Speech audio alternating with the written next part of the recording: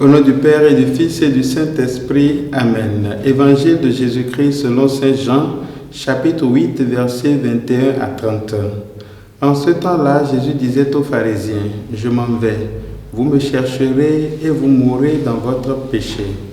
Là où moi je vais, vous ne pouvez pas aller. » Les Juifs disaient, « Veut-il donc se donner la mort, puisqu'il dit, « Là où moi je vais, vous ne pouvez pas aller ?» Il leur répondit, « Vous, vous êtes d'en bas, moi je suis d'en haut. Vous, vous êtes de ce monde, moi je ne suis pas de ce monde. C'est pourquoi je vous ai dit que vous mourrez dans votre péché. En effet, si vous ne croyez pas que moi je suis, vous mourrez dans votre péché. » Alors ils lui demandaient, « Toi qui es-tu » Jésus leur répondit, « Je n'ai pas cessé de vous le dire. À votre sujet, j'ai beaucoup à dire et à juger.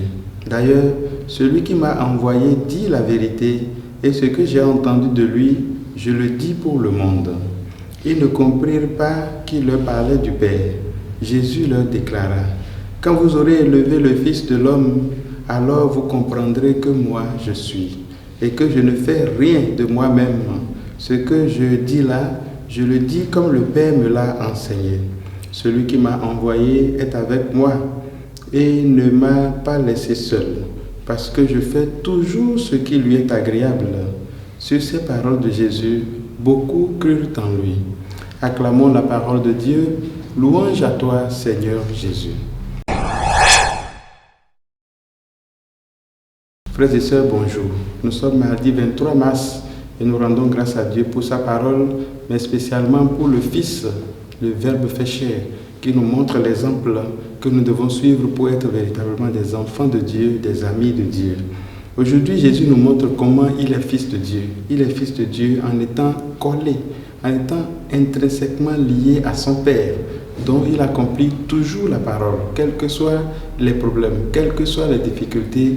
Il est collé à son Père et accomplit toujours sa parole. Je pense que c'est ça le secret du bon chrétien, c'est chercher à écouter toujours le Père et à faire ce que le Père nous demande, même si les appels de ce monde sont nombreux et nombreux et nombreux. Ici, nous trouvons Jésus compléter ce qu'il a commencé par dire hier. Les scribes et les pharisiens, il leur dit clairement, vous mourrez dans votre péché. La question que nous devons nous poser, c'est comment nous devons faire pour que cette parole-là ne s'applique pas à nous aussi, pour que nous ne mourions pas dans notre péché. Deux réponses se trouvent dans ce texte. La première réponse, c'est la foi. Si vous croyez en moi, vous ne mourrez pas dans votre péché. Et Jésus le dira autrement encore. Il dit, celui qui croit en moi vivra. Voilà. Donc, le premier anecdote, le premier élément dont nous devons prendre soin pour ne pas mourir dans notre péché, c'est notre foi. Et justement, l'apôtre Paul va nous l'enseigner après, que c'est la foi qui nous sauve. Nous sommes justifiés par la foi. Mais le deuxième élément, c'est que cette foi-là n'agit pas seule. Elle agit dans la mesure où nous restons attentifs à ce que Dieu dit et que nous l'accomplissions. Donc, accomplir la volonté de Dieu. La volonté de Dieu, souvent, nous pensons qu'il s'agit de faire des choses. Non, il s'agit essentiellement de se convertir, de rester dans la disposition de cœur qui nous permet de nous remettre en cause continuellement.